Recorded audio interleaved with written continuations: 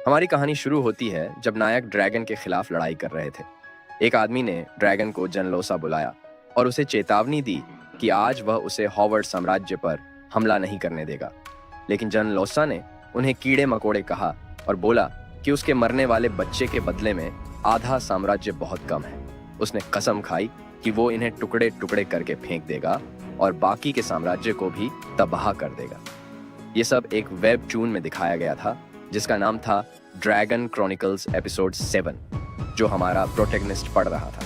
हमारा प्रोटैगनिस्ट बहुत पतला था और अस्पताल में था। एनाट्रोफिक लैटरल स्क्लेरोसिस, जो कि कॉमनली लू गेरिग्स डिजीज के नाम से जानी जाती है। इसमें मोटर नर्व सेल्स धीरे धीरे मरने लगते हैं, जिसके कारण पूरी बॉडी में मसल पैरालिसिस हो जाती है और आखिर में डेथ हो जाती है। 25 साल की उम्र में इसका डायग्नोसिस हुआ था। इस उम्र में यह एक डेथ सेंटेंस जैसा था। कोई फैमिली भी नहीं थी जो पैसा बचाया था, और एक ऐसा शरीर जो अभी बहुत कुछ ऑफर कर सकता था। सब कुछ एक ही बीमारी ने खत्म कर दिया। लू गेरिग्स डिजीज का डायग्नोसिस होने के 4 साल बाद 29 साल की उम्र में उसके पास सिर्फ उसका पतला सा जिस्म और वो अमेच्योर वेबचून ही बचा था। यही उसके पास पढ़ने में बचा था। जब वो वेबचून पढ़ रहा था तब उसका हार्ट बीट नॉर्मल था, लेकिन फिर वो धीरे धीरे फ्लैटलाइन होने लगा। उसने ये सुना और सोचा कि ये अंत है। उसकी आंखें धीरे धीरे बंद होने लगी और उसने ब्लर विजन से डॉक्टर को उसकी तरफ भागते हुए देखा, लेकिन उसने सोचा कि शायद वो वेबटून का अंत नहीं देख पाएगा। फिर उसका हार्ट बीट रुक गया, लेकिन फिर वो धीरे धीरे वापस आने लगा और वो जिंदा हो गया। अचानक उसने एक तेज रोशनी देखी और जब उसने अपनी आंखें खोली तो सामने कोई खड़ा था। वो आदमी उसे देखकर एक्साइटेड हो गया, जिस वजह से वो कंफ्यूज हुआ। फिर उस आदमी ने उसे उठाया जिससे कि वो अपने आप को मिरर में देख पाया और हैरान हो गया कि ये क्या हो रहा है। जब उसने रियलाइज किया कि वो एक ड्रैगन बन गया है तो उसने चिल्लाते हुए अपने आप को देखा। पहले तो लग रहा था कि वो बेहोश हो जाएगा। फिर उसने इस रियलिटी को डिनाई किया और जब उसने इसे एक्सेप्ट किया तब उसने फिगर आउट करने की कोशिश की कि ये क्या हो रहा है। जब उसने ये रियलिटी एक्सेप्ट कर ली तो उसने रियलाइज किया कि वो एक ड्रैगन में रीइंकार्नेट हो गया है। उसे याद आया कि जितनी भी नॉवेल्स और वेबटून्स उसने पढ़ी थीं, उनमें कभी कोई कमजोर ड्रैगन नहीं था।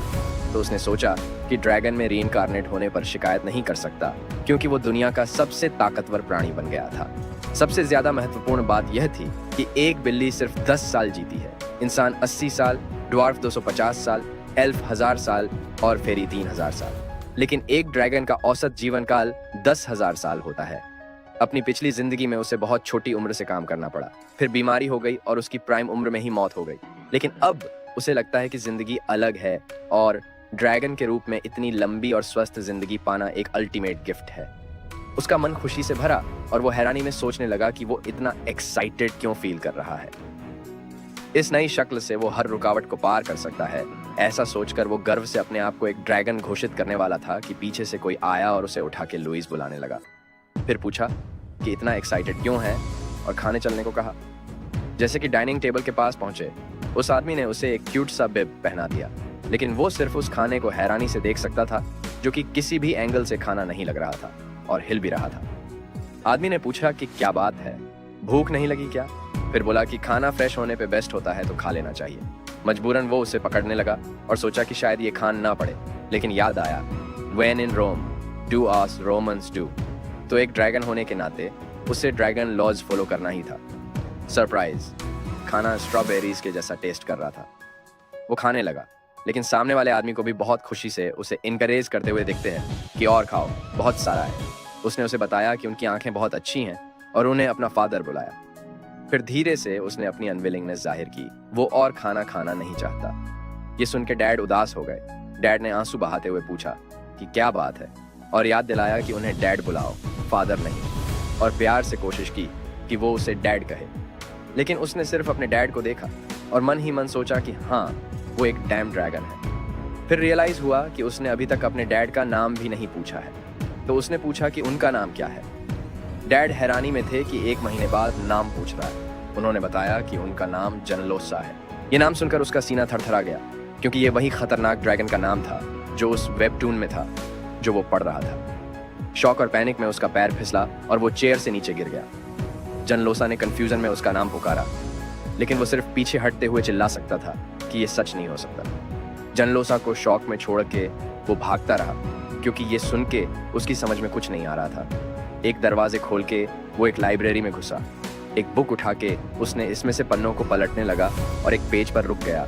उसे समझ में आया कि हॉर्ड एम्पायर उसी अमेच्योर वेबटून का नाम था जो उसने अपनी मौत से पहले पढ़ा था।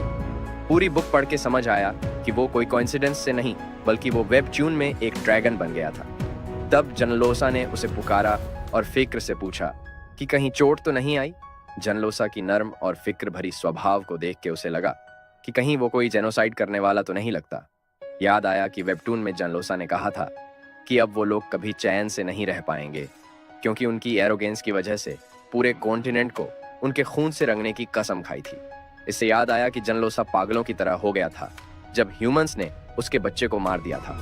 तो उसने जनलोसा से पूछा कि क्या उनका कोई बड़ा भाई है। जनलोसा ने सिर हिलाते हुए बताया कि वो सबसे बड़ा है।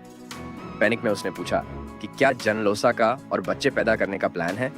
जनलोसा ने मना किया और बताया कि उसने उसकी माँ से वादा किया था कि उनका सिर्फ एक ही बच्चा होगा और वो उसे अच्छे से पालेगा।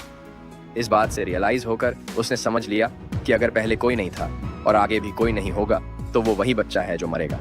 उसने याद किया कि वेबटून में जनलोसा अपने बच्चे को खो देता है और पागल हो जाता है, एम्पायर पर हमला करता है। शॉक में जमीन पर गिरते हुए जनलोसा ने उसे हेल्प करने की कोशिश की, लेकिन उसके मन में यह ख्याल था कि वो तो बस कहानी शुरू करने का ट्रिगर है। वो एक विलेंस ड्रैगन का बच्चा है जो कहानी शुरू होने से पहले ही मर जाएगा। आंसू बहाते हुए उसने रियलाइज किया कि वो एक ऐसा ड्रैगन बन गया है जो मरने के लिए ही बना है, एक टर्मिनली इल ड्रैगन। बाद में वो अपने कमरे में पड़ा था, दागीने, सोने और दूसरी महंगी चीजों के बीच डिप्रेस्ड फील कर रहा था। उसे यकीन नहीं हो रहा था कि अपनी पिछली जिंदगी की तरह अब भी वो टर्मिनली इल है और वो इतने पैसे का भी फायदा नहीं उठा पाएगा। वो अपने आप से पूछने लगा कि क्या वो दोबारा मर जाए, क्या ये सब कुछ फिजूल है। लेकिन फिर वो गुस्से से चिल्लाया, नहीं, ऐसे कैसे वो मर सकता है। अगले दिन सुबह उठकर उसने बुक पकड़ी और पढ़ने लगा। उसे याद करना था कि कौन सा साल था जनलोसा के बजर्ग मोड में जाने का, क्योंकि अगर उस साल का पता चल जाए तो पता चल जाएगा कि उसकी मौत कब होने वाली है। याद करने की कोशिश करते हुए उसको फाइनली याद आया कि वो 3579 ईसा पूर्व में हुआ था। राहत की सांस लेते हुए उसने लिखना शुरू किया। सोचा कि अब 2034 ईसा पूर्व चल रहा है तो उसकी मौत 499 साल की उम्र में होगी, मतलब एडल्टहुड से 1 साल पहले। जैसे ही उसने ये लिखा उसने कागज को मोड़कर फेंक दिया। अपनी किस्मत को एक्सेप्ट करने से इनकार करते हुए उसने ठान लिया कि अगले 499 साल तक वो जरूर जिएगा। वो हार नहीं मानेगा, वो खुद अपने भाग्य को लिखेगा। बाद में डाइनिंग टेबल पर किसी की तेजी से खाने की आवाजें आ रही थीं। वो खुद था, एक पल में ही सारा खाना खा रहा था, अपने डैड को शौक में छोड़कर।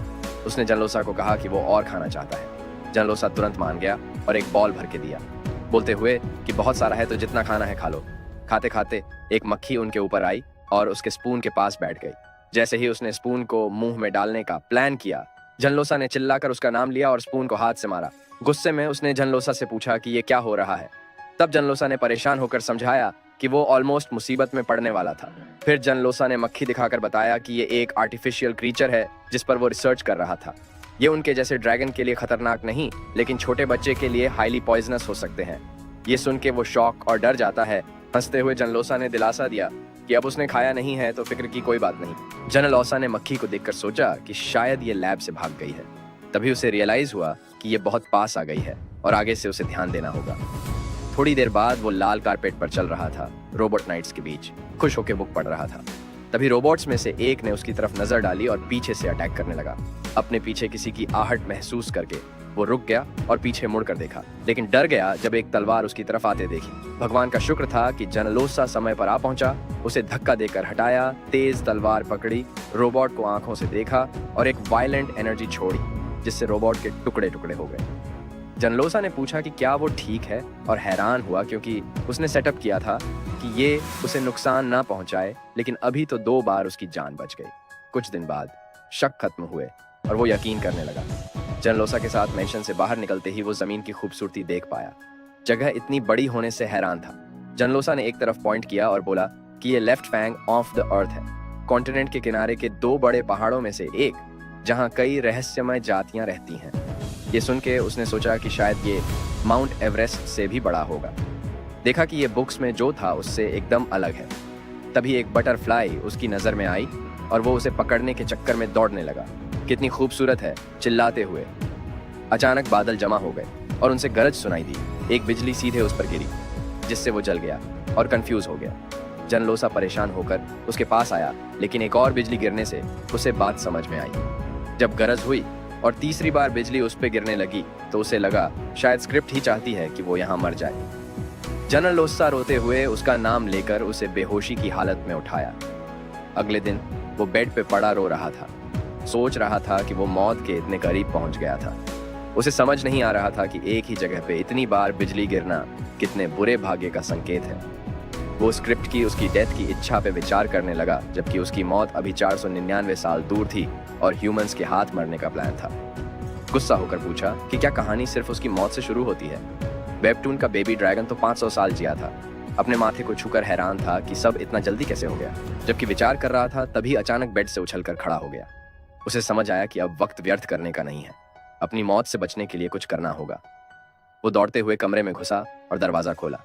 जनलोसा को आवाज दी। जनलोसा ने प्यार से पूछा कि क्या बात है।